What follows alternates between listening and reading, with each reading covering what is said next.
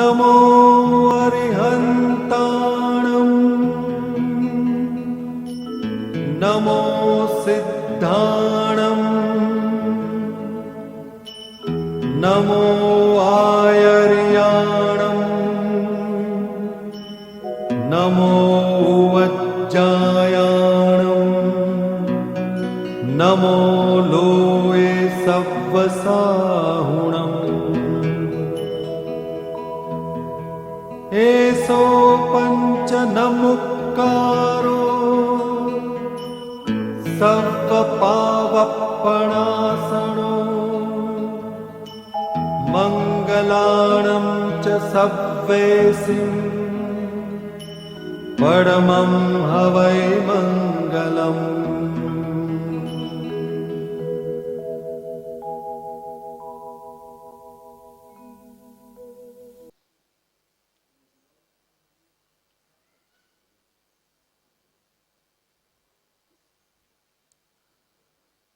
गुरुवान्तु no नित्यं ज्ञानदर्शननायिका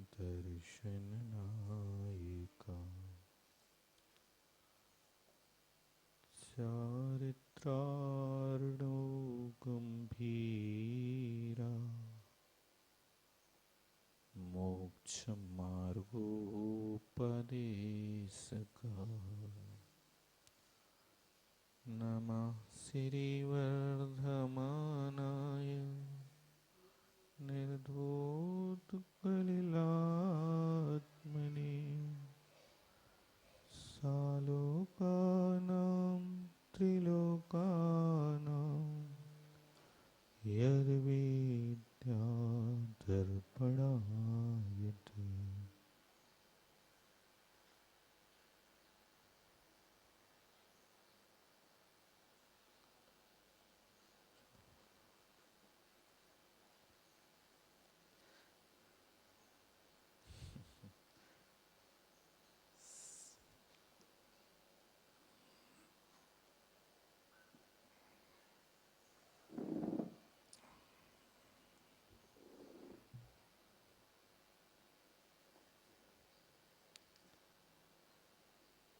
आचार्य महाराज ने कल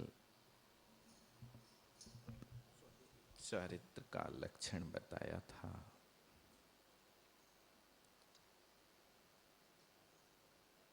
पांच पापों से विरति होना उसको चारित्र कहते हैं। अब आगे चारित्र के भेद करते हैं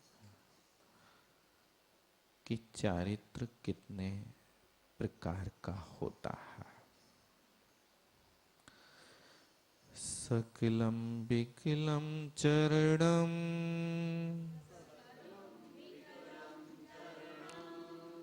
तत्सकलं सर्वसंगविर्तानां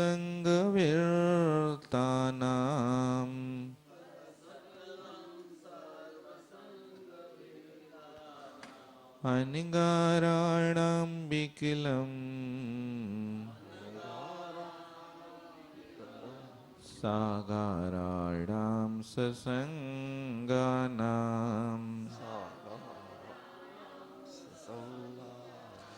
शकलं विकलं चरणं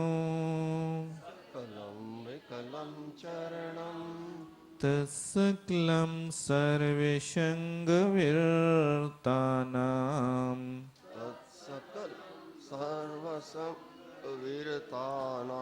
अनिगाराणां विकलं सागाराणां ससंगानां।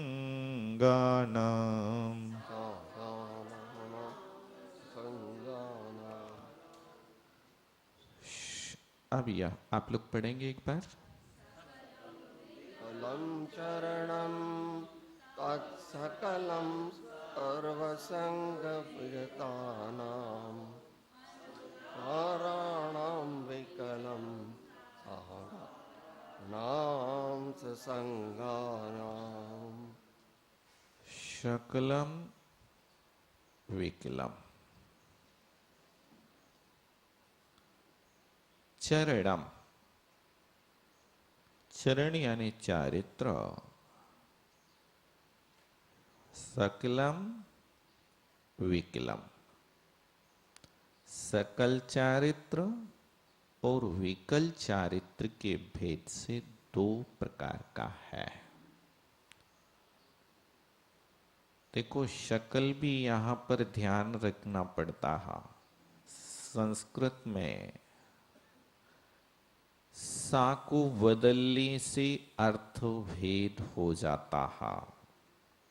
कौन सा शा लिखा है? संस्कृत में 3 प्रकार के शकारों की व्यवस्था है। प्राकृत भाषा में तो एक ही सा चलता है अथवा दंत सा के स्थान पे शपकाम हो जाता है, लेकिन संस्कृत में अलग अलग सकारों की व्यवस्था है। शकलम लिखा है, कौन सा सा है? क्या बोलते हैं आप लोग? सिगड़ी का। बहुत बढ़िया। ऐसा सस्य का भी कह सकते हैं। सस्य का। हमारे यहाँ देखो, संस्कृत में तो इसको बोलते हैं दंत सा, दंत सा, और हमारे यहाँ बोलते हैं सड़क का सा अथवा सर्वता का सा। वर्णमाला में हमारे यहाँ शा से यही सिखाया जाता। यदि अपन इस शा को बदल करके शकल का प्रयोग कर ले, कौन सा शकल? शक्कर वाला। शक्कर वाला जानते हैं? शंकर वाला, शक्कर वाला, हाँ? शक्कर वाला, हाँ, शंकर वाला। शंकर। तो जमीन आसमान का भेद हो जाता है। इस सकल का अर्थ होता है पूरा, संपूर्ण। और यदि उस सा को ले आए, शकल वाले सा को, शक्कर वाले सा को, तो उसका अर्थ होता है टुकड़ा। क्या?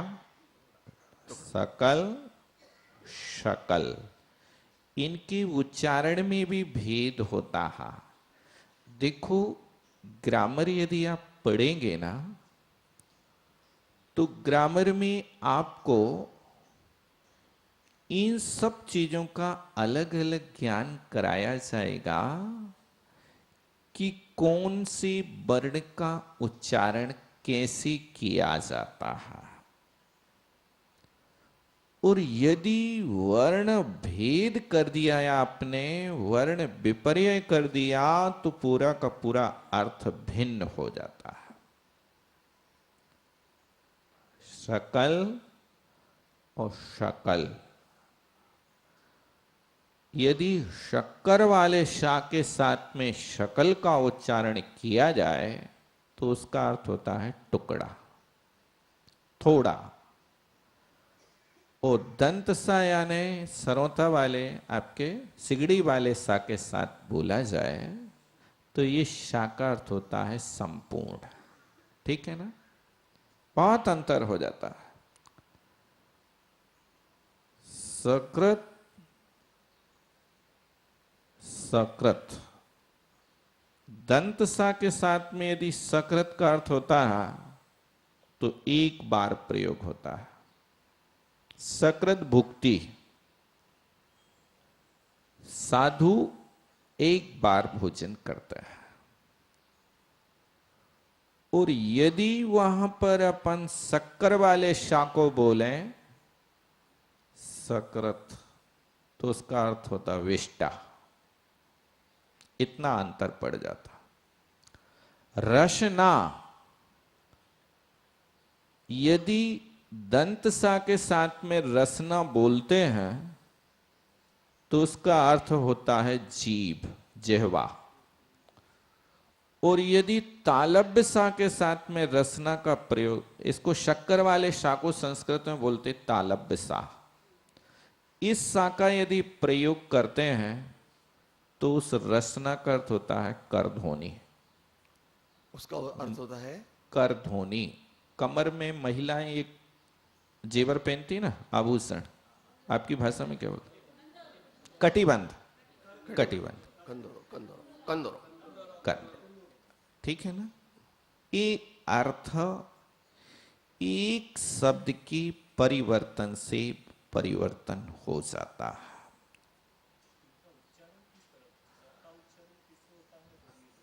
देखो, दंत सा का उच्चारण, जैसे अपन ता का उच्चारण करते हैं ना, ता, था, आप थोड़ा सा ध्यान दें कि आपकी जिह्वा कहां टच हो रही है मुंह के अंदर। ता, था, दा। तो जहां से ता, था, दा का उच्चारण होता है, उसी स्थान से इस सरोता वाले शा का उच्चारण होता है। ठीक है ना? शकल। और फिर इसके बाद तालब्य सा, यानी शक्कर वाला शा, उसका उच्चारण चा, छा, जा। चा का उच्चारण करते समय जीभ कहां लग रही है? देखो, अब दांत को स्पर्श नहीं कर रही है, अब तालू को स्पर्श कर रही है। तो शक्कर वाले सा का उच्चारण तालू से होता है, इसलिए उसका नाम तालब्य सा है। ठीक है ना? क्रम क्रम से इनका उच्चारण होता है। एक तीसरे शकार का और प्रयोग होता है, फाड़ियो श कहिए छिते षटकोण का सा। षटकोण। षट, हाँ, षट बराबर। उसका नाम मूर्धा है, मूर्धन्य शा। उसका उच्चारण कहां से होता है? जहां से टा, ठा, डा। देखो, टाठा का उच्चारण करते समय आपकी जीभ और फोल्ड हो जाती है और आगे पहुंच जाती है। उस स्थान का नाम होता मूर्धा। दांत से थोड़े से ऊपर का स्थान तालू, तालू से थोड़े से और ऊपर स्थान बढ़ जाए तो उसका नाम मूर्धा है। ठीक है ना? तो इन शब्दों का उच्चारण और शब्दों का ज्ञान होना भी बहुत आवश्यक है। जैसे बा, वा, वजन, वदन। वजन का उच्चारण जब करते हैं तो अपने ओंठ टच नहीं होते हैं। वजन, वदन। और जब बा का उच्चारण करते हैं तो दोनों मिल जाते हैं। बब्बा, डब्बा, ऐसा कहते हैं ना? तो ई वा का उच्चारण और वा का उच्चारण भी भिन्न हुआ करता है। खैर, अपन आगे देखेंगे। यहां पर शकल शब्द की बात आपको बताना थी कि बहुत से लोग इसका ध्यान नहीं रखते हैं और कहीं शा के स्थान पर तालव्य सा, तालव्य स्थान के स्थान पे दंत सा कोई भी प्रयोग कर देते हैं। ऐसा प्रयोग उचित नहीं माना जाता है। तो चरणम, सकलम, विकलम, वह चारित्र दो प्रकार का है, सकल चारित्र और विकल चारित्र के भेद से। तत् सकलम सर्वसंग वीरतानाम अनगाराणाम। सकल चारित्र किनको होता है? सर्वसंग वीरतानाम। संग माने होता है परिग्रह, और सर्व माने पूरा, वो वीरता नाम माने त्याग। तो जो सकल परिग्रह के त्यागी हैं, ऐसे कौन है? अनगाराणाम। इस श्लोक से अर्थ निकालना। नीचे लिखा अनगाराणाम। अनगार माने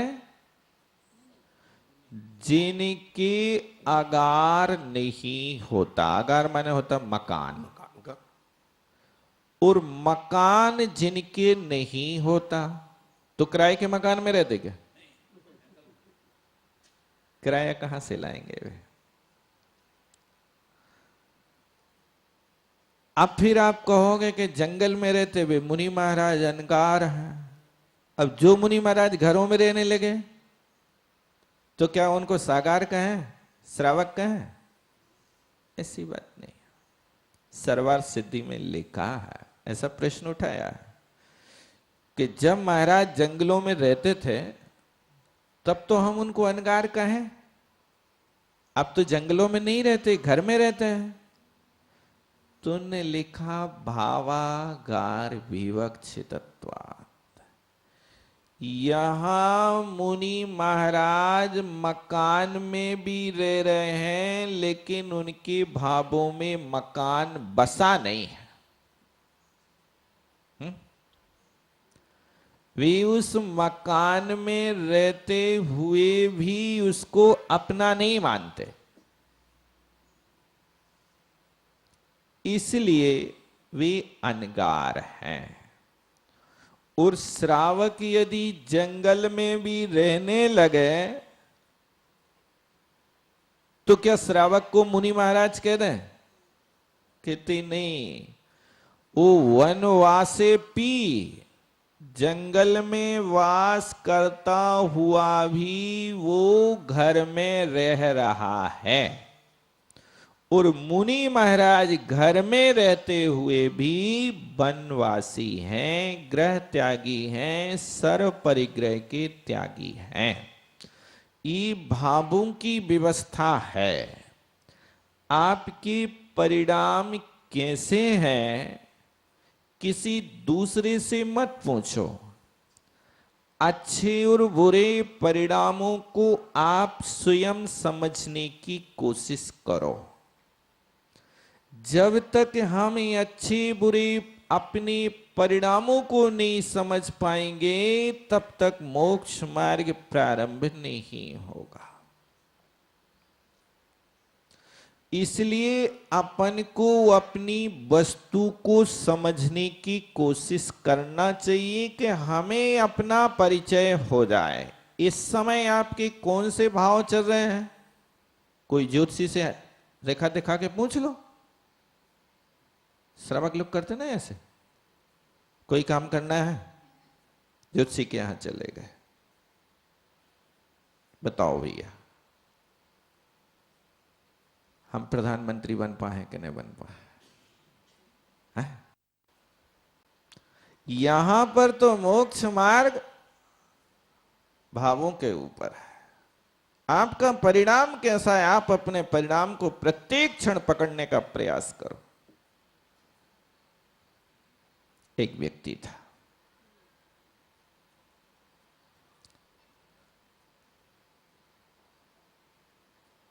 अब उसके पास कुछ कांच के टुकड़े थे, लेकिन भी इतने सुंदर लगते थे कि जैसे ये हीरा हो। अब भी गुम ना जाए इसलिए उसने उन कांच के टुकड़ों को एक डिब्बा में बंद करके अपनी तिजोरी में रख लिया। अवसर पाकर के वो व्यक्ति मर गया। उसका बेटा था, उसके बेटे को ये पता नहीं था कि क्या है। ऐसा अवसर आया कि पिता के मरने के बाद बेटा की हालत बिगड़ने लगी और बुरी हालत हो गई। सब कुछ बिक गया, लेकिन वो मूड में था कि पिताजी के हाथ के खरीदे हीरे ना बेचने पड़े मुझे। लेकिन पेट क्या नहीं कराता।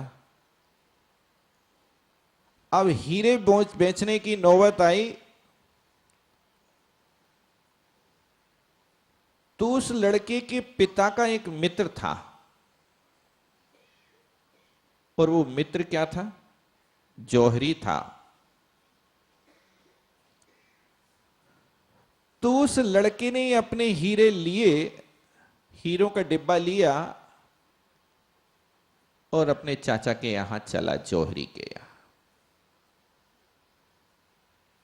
और कहता चाचा जी हालत बिगड़ रही है, मैं तो चाहता था कि पिताजी की धरोहर न बेचूं, लेकिन फिर भी बेचना पड़ रहा है, आप इन हीरों को खरीद लो।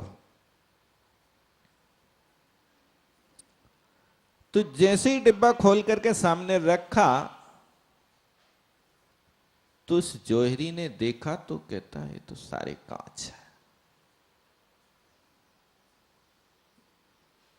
लेकिन यदि इससे अभी हम कहते हैं कि ये तो कांच है, तो ये समझेगा कि हमारे पिता का मित्र होकर के भी हमें लूटना चाह रहा है। कहा नहीं कांच है। और दूसरी बात है कि ये सुन करके डिप्रेशन में चला जाएगा कि हम तो बिल्कुल ही कंगाल, अब हमारे पास कुछ है ही नहीं। तो उस जौहरी ने कहा कि भैया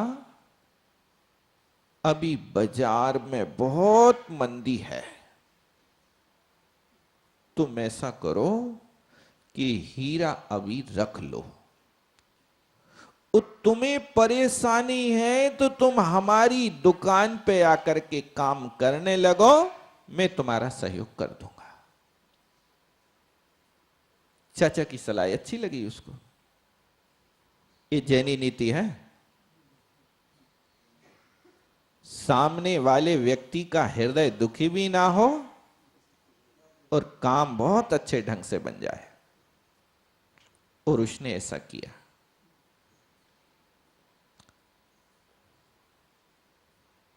तो अब उसके यहां नौकरी करने लगा, और नौकरी करते करते करीब 2 वर्ष हो गए। अब उसको हे उपादेय का ज्ञान हो गया, क्या कांच है और क्या हीरा है।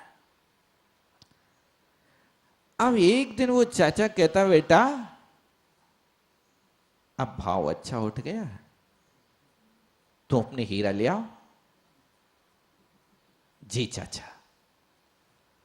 अब वो घर पर जाता है और खोल करके देखता है तो वे सारे के सारे कांच के टुकड़ा वो बैग गली में फेंक देता है, रास्ते में फेंक देता है। अरे ये तो सारे कांच के टुकड़े हैं और मैं अभी तक इनको हीरा समझता रहा, बहुत बड़ी भूल थी। अब दुकान पर पहुंचता है और चाचा कहता बेटा वे हीरा क्यों नहीं लाए।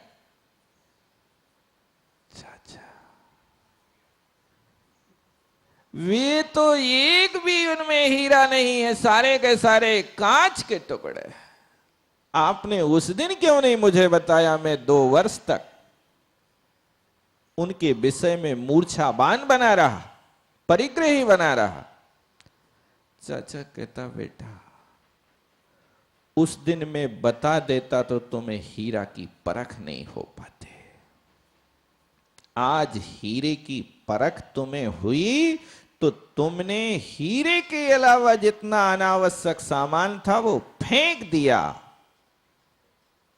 इसी तरह अपने लिए भी पहले आत्मा रूपी हीरा की परख करो। कहीं हम कांच के टुकड़ों को द्रव्य कर्म, नो कर्म, भाव कर्म के टुकड़ों को आत्मा मान करके तो नहीं बैठे। यदि उनको मान करके बैठे हो तो पहले इस पर मास्टरी करो कि आत्मा स्वरूप क्या है और पुद्गल का स्वरूप क्या है, द्रव्य कर्म, नो कर्म, भाव कर्म का स्वरूप क्या है। आचार्य कुंद कुंद देव ने कहा कम्मेडो कम मम्मी अहमिदी यह कम चे अहमिदी भाव।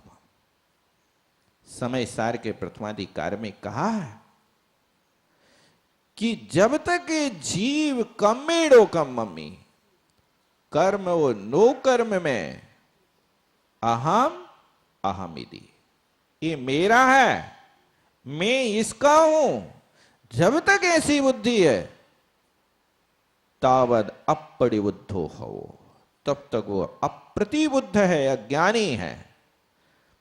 इस बुद्धि का त्याग कराया जाता हो। जाओ, कम में नो कम मम्मी, कर्म और नो कर्म का वास्तविक स्वरूप समझ लेता है, तब जाकर के वो सकल चारित्रवान बनता है, इसके पहले नहीं बनता। वो सकल चारित्रवान बनता है तो फिर जितनी विकारी भाव हैं उन विकारी भावों को अपने आप त्याग देता है, फिर कहना नहीं पड़ता है ये विकारी भाव किसके हैं, ये तो पर के हैं, ऐसा जान करके पचखाई प्रत्याख्यान कर देता है, त्याग कर देता है।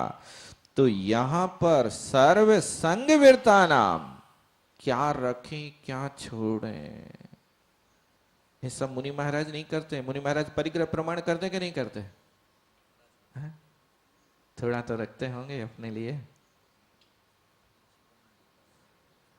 कुछ नहीं। लेकिन श्रावक क्या करता है? परिमाण कर लेता। किसका प्रमाण कर लेता है?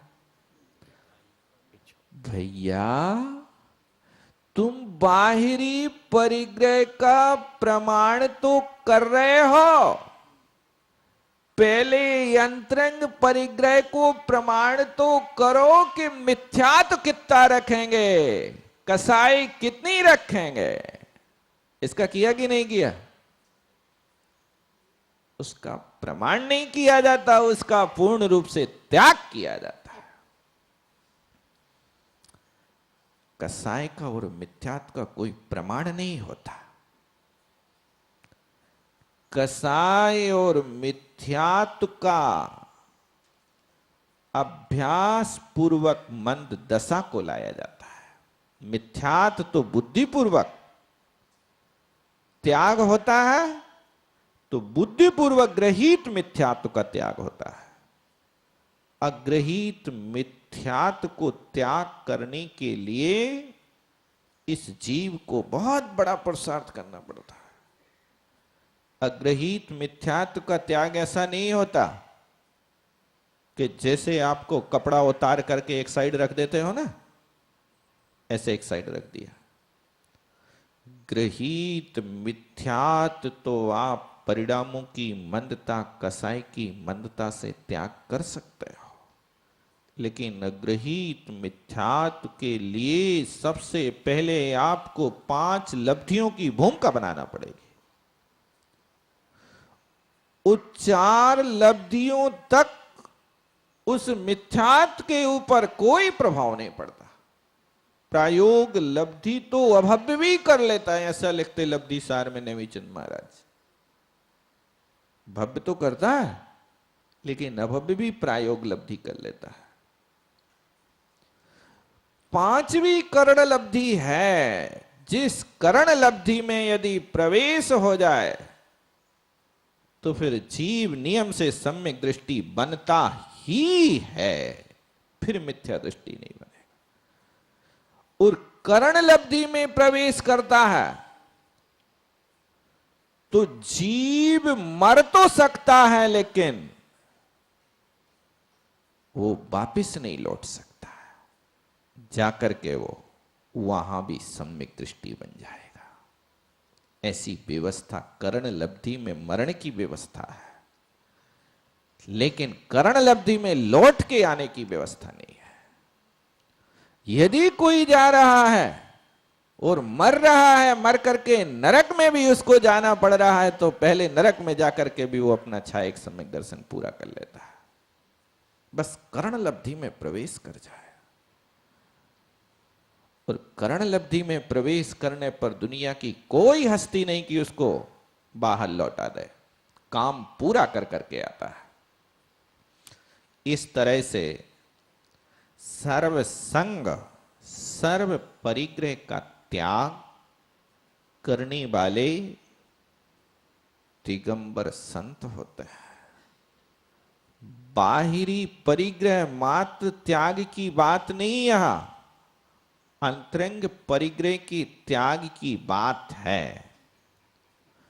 14 प्रकार के परिग्रह होते हैं, अंतरंग परिग्रह होते हैं। और 14 प्रकार के पूरे परिग्रह जैसे जैसे क्रम से त्याग होते जाते हैं, वैसे वैसे गुण स्थान बढ़ता जाता है। और फिर इसके बाद जब 14 प्रकार के यंत्रंग और 10 प्रकार के बहिरंग का परिग्रह का त्याग हो जाता है, तो आत्मा सीधी 12वें गुण स्थान में पहुंचती है। पहले गुण स्थान से 12वें गुण स्थान में नहीं पहुंचता। 12वें गुण स्थान में पहुंचने वाले जीव कुछ भिन्न प्रकृति वाले होते हैं, उनको अपन फिर कभी समझेंगे। सर्व संग का अर्थ हमने ये बताया कि बहिरंग और अंतरंग परिग्रह पूरा त्याग हो जाए तो बीत राग अवस्था प्रकट हो जाती है। उस संपूर्ण परिग्रह का त्याग तो 10वें गुण स्थान में होता है, अंतरंग परिग्रह का, और बहिरंग परिग्रह का पूरा त्याग और अंतरंग परिग्रह में मिथ्या तो 3 चौकड़ी का अभाव होने से सप्तम गुण स्थान की भूमिका बनती है। तो यहां पर सर्व संग वीरता नाम का अभिप्राय बहिरंग परिग्रह तो पूरा और अंतरंग परिग्रह में मिथ्या तो 3 चौकड़ी के त्याग से अनगार अवस्था बनती है। छठे गुण स्थानवर्ती मुनि महाराजों की अवस्था अनगार की अवस्था होती है। और विकलम सागाराणाम ससंगानाम, विकल चारित्र ससंगानाम, संग से सहित परिग्रह से सहित जो श्रावक होते हैं, उन श्रावकों के विकल चारित्र होता है। तो सकल चारित्र और विकल चारित्र, विकल चारित्र का पालन घर में रह करके भी किया जाता है।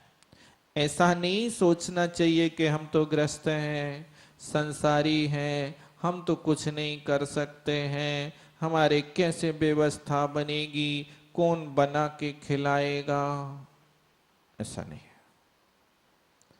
आप यदि व्रत पालन करना चाहते हैं तो ये सारी की सारी बाहरी झंझटों के विषय में आपको सोचना नहीं है।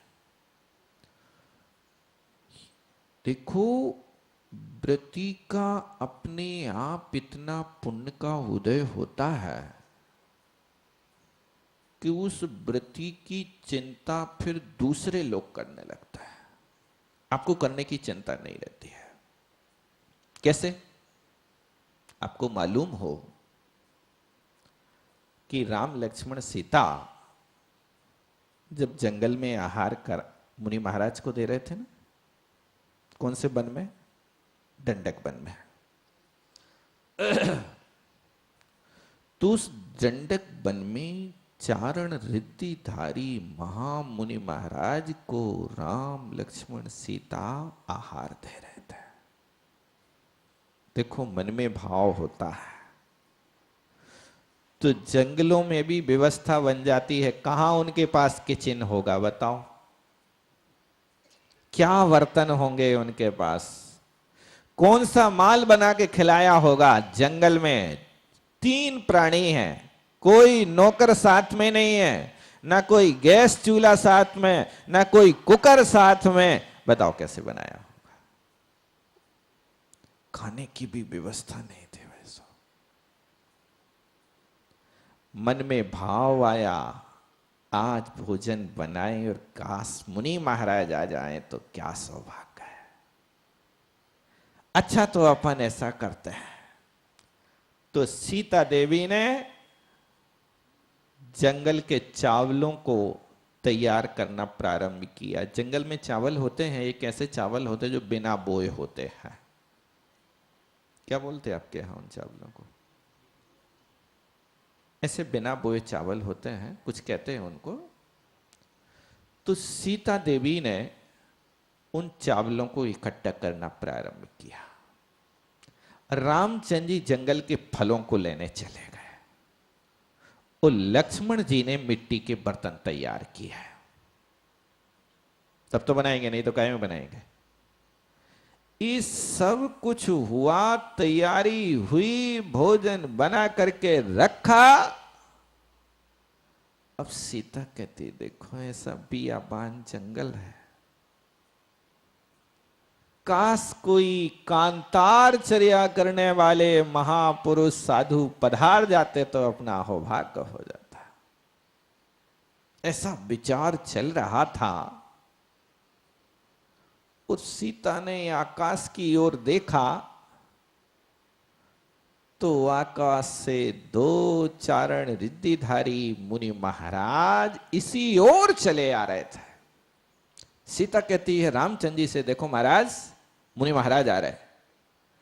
महाराज कहते अरे बावली कहाँ यहां महाराज आएंगे, ऐसा जंगल है। नहीं नहीं आप देखिए। और सीता के कहने से रामचंद्र जी देखते हैं तो वास्तव में दो मुनि महाराज, और दोनों लोग सामने आकर के पड़गाहन की क्रिया करते हैं और मुनि महाराज का आहार चालू हो जाता है। क्या आनंद आ रहा होगा। ये है सच्चा अतिथि संविभाग, अपने लिए बनाया हुआ भोजन। और उस भोजन में कोई महापुरुष संत आ जाए तब उन संतों को अपनी बनाई हुई वस्तु को दे करके देखो क्या अलौकिक आनंद आता होगा। मुनि महाराज का आहार हो रहा है। इतनी में उसी वन में एक जटायु नाम का पक्षी आ गया और उस जटायु पक्षी ने जहां पर मुनि महाराज ने चरण पखारे थे वहां आकर के बैठा तो फिर वो जटायु पक्षी के पंख सुनहरे हो गए। मुनि महाराज चरण रिद्धिधारी थे ना, तो उनके चरणों का जो पानी था वो पानी के प्रभाव से उसके पंख सुनहरे हो गए। अब जटायु सामने बैठा रहा, मुनि महाराज के आहार होते रहे और पूरा आहार देखता रहा। भाई साहब आहार देखा, भावों से बहुत गदगद था।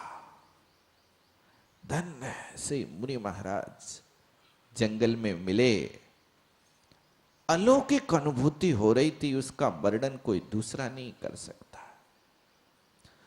और मुनि महाराज जैसे ही आहार करके बाहर निकले तो वो जटायु पक्षी तो महाराज के चरणों में लौट गया। अब सीता उस पक्षी को दूर करती है बार बार। रामचंद्र जी से कहती देखो ये कैसा धीट पक्षी है, महाराज के चरणों में लिपट रहा है, छोड़ नहीं रहा है। तो रामचंद्र जी उसको दूर करना चाहते हैं। तो सीता जी महाराज से कहती महाराज जी इस पक्षी को आपसे इतना राग क्यों। अच्छा, महाराज मुस्कुराते हुए कहते सीते ये जटायु पक्षी है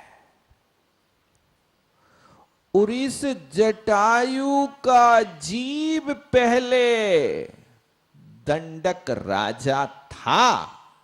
इसी नगर इसी क्षेत्र में एक बड़ा विशाल राज्य था और उस राज्य का ये मालिक था, राजा था। लेकिन मंत्रियों के बहकावे में आकर के इसने मुनि महाराज के ऊपर उपसर्ग किया और उपसर्ग करके इसने बहुत अनर्थ किया और महाराज को सहन नहीं हुआ तो महाराज के शरीर से तेजस पुतला निकला। उस तेजस पुतला के प्रभाव से ये नगर सारा का सारा जल गया, राख हो गया। ऐसी स्थिति बनी कि वर्षों तक वहां कोई धान्य भी पैदा नहीं हुआ, ऐसा वो जला। अब आज हमारे दर्शन करके इसको जाति स्मरण हो गया कि ऐसे दिगंबर संतों के ऊपर मैंने अत्याचार किया, मुझ पापी दुरात्मा ने। अपना पश्चाताप कर रहा है और उस पश्चाताप के प्रभाव से ये सम्यक दृष्टि बन गया है और उसको उपदेश दिया और उपदेश दे करके उसको व्रती बना दिया। जटायु पक्षी व्रती बन गया, पंचम गुण स्थान व्रती बन गया। उसने 7 प्रकार के 12 प्रकार के व्रतों को अंगीकार किया, स्थूल पापों का त्याग किया, अब व्रती बन गया।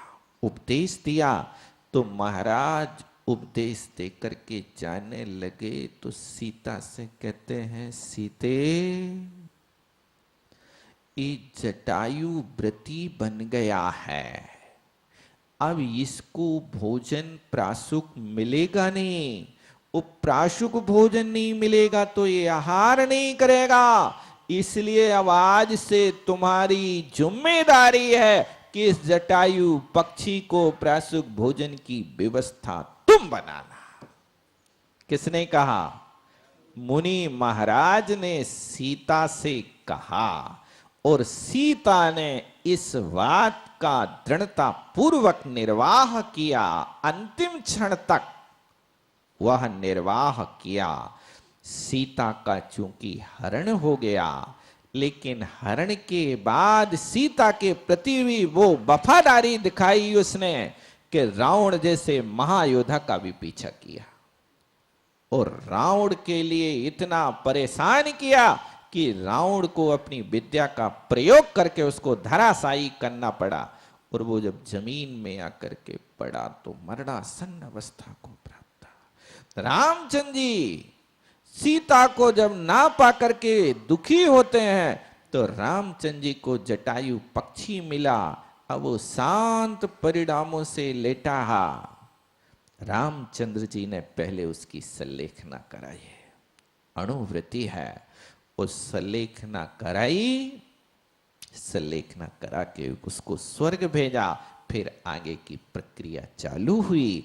तो हमारा कहने का मतलब है कि लोग कहते कि व्रतियों की व्यवस्था कैसे बनेगी, इसकी चिंता मत करो, तुम व्रती बनो, तुम्हारे साथ तुम्हें रोटियां मांगना नहीं पड़ेंगी, रोटियां तुम्हारे पीछे दौड़ेंगी। बन करके तो देखो। लेकिन हमारे अंदर इतना अभ्यास नहीं होता है, अनादि काल का अपना वो संस्कार भरा पड़ा है, जिसके कारण अपन भयभीत तो होते हैं। कहीं व्यवस्था नहीं बनी तो अरे व्यवस्था वाले तुम गाड़ी से उतरो। हम लोग ईसरी से चले तो बोले अहमदाबाद में कहाँ बने हैं व्यवस्था। अरे अहमदाबाद गाड़ी से नहीं और उतरे और पहले से खड़े महेंजी लेने के लिए। क्यों भाई? तैयारी है, ये होता है। तो यहां पर व्रती की जो व्यवस्था है, कुछ लोग इसलिए व्रती नहीं बन पाते। नहीं, श्रावक के व्रतों का पालन तो घर में रह कर के बहुत अच्छे ढंग से हो सकता। आप आगे नहीं बढ़ सकते तो मत बढ़ो, कम से कम 2 प्रतिमा के व्रतों का पालन करना चाहिए। क्योंकि संकल्प में गुण श्रेणी निर्जरा प्रारंभ हो जाती है। देखो अपन यहां पर लोक व्यवहार में भी देखते हैं, 2 प्रकार के खाते होते हैं। होते कि नहीं होते? एक सेविंग खाता होता है और एक फिक्स होता है। एफडी बनती ना।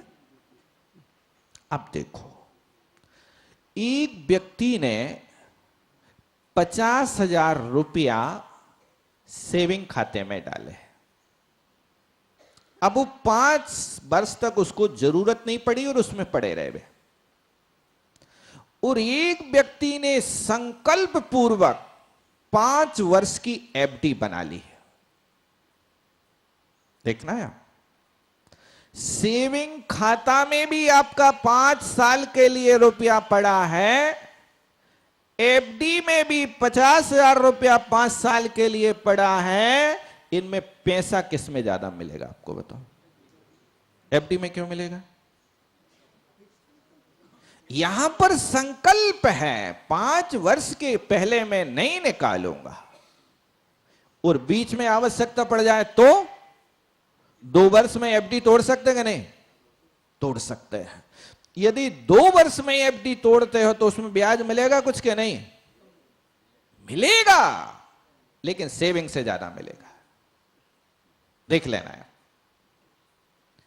इस संकल्प का प्रभाव है कि उसने संकल्प लिया है तो संकल्प वाले को अच्छा पैसा मिल रहा है, और 5 वर्ष बिना संकल्प के पड़ा है। पैसा तो आपका पड़ा है, लेकिन संकल्प नहीं है, तो बिना संकल्प वाला 3-3.5% कितना मिलता मुझे पता नहीं, ना के बराबर उस पैसे में। इसी प्रकार आप किसी भी पाप को घर में रह करके नहीं कर रहे, लेकिन आपका कोई संकल्प नहीं, इससे आपको कोई पुण्यबंध नहीं हो रहा। और यदि आपने संकल्प कर लिया कि मैं अपने जीवन पर्यंत स्थूल रूप से 5 पापों का त्याग करता हूं, तो आप व्रती बन गए, और व्रती बनते गुण श्रेणी निर्जरा चालू हो गई, और गुण श्रेणी निर्जरा चालू होते आपके यहां हमेशा पुण्य बंध का अधिक मात्रा में आश्रय होना प्रारंभ हो गया। ये प्रभाव है। अब बीच में व्रत में दोष लग जाए तो चिंता मत करो। व्रत में दोष लग जाए तो दोष के निराकरण के लिए आचार्यों ने व्यवस्था दी है। प्रायश्चित और प्रतिक्रमण है। प्रायश्चित और प्रतिक्रमण से व्रत निर्दोष हो जाते हैं, लेकिन ऐसा नहीं कि व्रत भी लो और अपन रोज दोष भी लगाओ। ऐसा नहीं करना कि अपन रोज भगवान के सामने पढ़े, झाड़ू ले जगा बुहारी, चिटिया दिग जीव बिदारी। अब ऐसा रोज भगवान को सुनावे और रोज सीख झाड़ू से चिटियां झाड़े, ऐसा है क्या? नहीं, इसमें विवेक की आवश्यकता है। बुद्धिपूर्वक दोष नहीं लगना चाहिए, और अबुद्धिपूर्वक लग जाए तो गुरु से निवेदन करिए। वो गुरु से निवेदन करते हैं तो दोष का निराकरण तत्काल होता है। व्रतों के साथ देखो, अजितनाथ भगवान से लेकर के पार्श्वनाथ भगवान के जीवन चरित्र तक देखा जाए तो उस काल के मुनियों के लिए प्रायश्चित और प्रतिक्रमण की व्यवस्था नहीं थे। इतने निर्दोष रीति से व्रतों को पालन करते थे, लेकिन आदिनाथ भगवान और महावीर भगवान के शासन में प्रायश्चित और प्रतिक्रमण की व्यवस्था है। 22 तीर्थंकरों के काल में जरूरत नहीं पड़ी व्रतियों के लिए उसकी, लेकिन आदि और अंत तीर्थंकर आदि काल में क्यों आवश्यकता? क्योंकि लोग परिचित नहीं थे, धर्म के स्वभाव को नहीं समझते थे। क्योंकि आदिनाथ के काल में प्रारंभ था, युगादि थी, बहुत लंबा काल इस भरत क्षेत्र में व्यतीत हो गया था कि जिस काल में मुनियों की कोई प्रवृत्ति नहीं, कोई व्रती श्रावक नहीं, कोई 12 प्रकार के व्रतों का पालन करने वाला नहीं था, क्योंकि वहां पर भोग भूमि चल रही थी। और इस भरत क्षेत्र में उस समय 18 कोड़ा कोड़ी सागर का काल व्यतीत हो गया कि उस 18 कोड़ा कोड़ी सागर में ना दान की व्यवस्था थी, ना दाता की व्यवस्था थी, और ना पात्र की व्यवस्था थी। सारे भोग भूमियां जीव थे। इसलिए जब भोग भूमि से कर्म भूमि का परिवर्तन हुआ तो लोगों को दोष लग जाते थे। यहां तक कि बड़े बड़े साधक भी विचलित हो जाते थे। भगवान आदिनाथ के समय में 4000 राजा दीक्षित हुए थे, लेकिन भ्रष्ट कितने हुए थे? कितने भ्रष्ट हुए थे नहीं है पता? 4000 ही भ्रष्ट हो गए। दीक्षा ली 4000 ने, लेकिन भूख प्यास की बाधा से पीड़ित होकर के जब देखा कि भगवान तो 6 महीने तक मौन से बैठे हैं, कोई आहार के लिए नहीं उठ रहे हैं, तो भूख से पीड़ित होकर के सारे मुनि महाराज सुछंदाचारी हो गए। और सुछंदता सबसे अग्रणी कौन रहा उस सुछंदाचारी में? भरत का बेटा मारीच। और जब भरत के बेटे मारीच ने सुछंदता की तो एक एक करके सारे मुनि महाराज फलों को तोड़ के खाने लगे, नदियों का पानी पीने लगे, ठंड लगी तो बक्कल लपेटने लगे और बुरी तरह भ्रष्ट हो गए। लेकिन आदिनाथ भगवान ने जब उपदेश देना प्रारंभ किया तो फिर सभी लोग संभल गए। वो जमाना था कि आदिनाथ के काल में 4000 दीक्षित हुए, वो 4000 भ्रष्ट हो गए। कितना परसेंटेज बना बताओ भ्रष्टों का? है 100% बना। आज के समय में कितना बनेगा? आज तो है, कुछ तो है, 4000 के 4000 तो नहीं हुए ना। यदि पंचम काल में कुछ परिणाम शिथिल भी हो रहे हैं तो दूसरों को देख करके हमें शिथिल होना चाहिए कि सीख लेना चाहिए? बताओ, दूसरा फिसल रहा है तो हम भी फिसल करके देखें, हम अपने भी हाथ पैर तोड़ के देखें।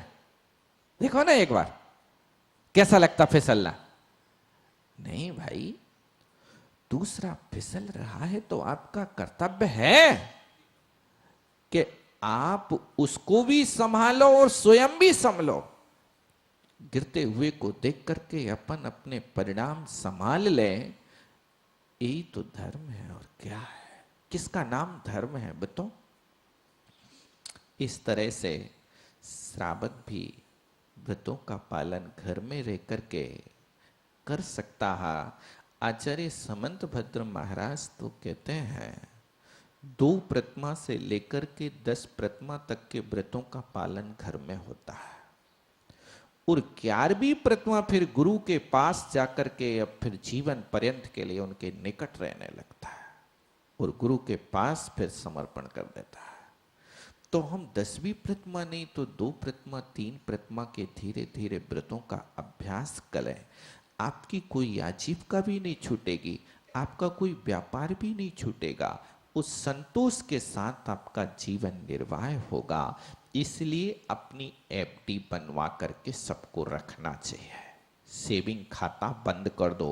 असंयम सेवन खाता है और संयम एफडी है। ऐसा प्रयास करें। पंच परमेष्ठी भगवान की जय। साहब जी बोलेंगे कुछ आज क्या?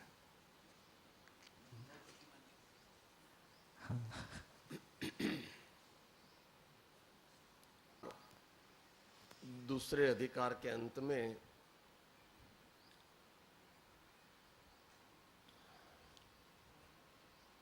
द्रव्यानुसारि चरणम चरणानुसारि द्रव्यम यथोद्वयमिदं ननु सव्यपेक्षम तस्मान् मुमुक्षु अधिरोहतु मोक्ष मार्गम द्रव्यम प्रतीत्य यदि वा चरणम पतित्य। बहुत बढ़िया। और फिर आगे वो द्रव्य से सिद्धो चरण से सिद्धि, वो पहला तीसरे अधिकार का पहला वो इंट्रोडक्टरी है। सही। इसको कुछ समझना है तो वो अपन वो थोड़ा दुरूह है और थोड़ा कंट्रोवर्शियल है, इसलिए वो जाहिर में नहीं करेंगे वो क्योंकि अभी बात आई नहीं। सर्वात सिद्धि में ऐसा लिखा है कि मुनिराज अगर मकान में रहे तो भी अणगा मुनि है, और श्रावक यदि वन में रहे तो भी श्रावक है। श्रावक है। तो भावों की कहाँ तक ये ले जाना और द्रव्य को कहाँ तक ले जाना, वो कभी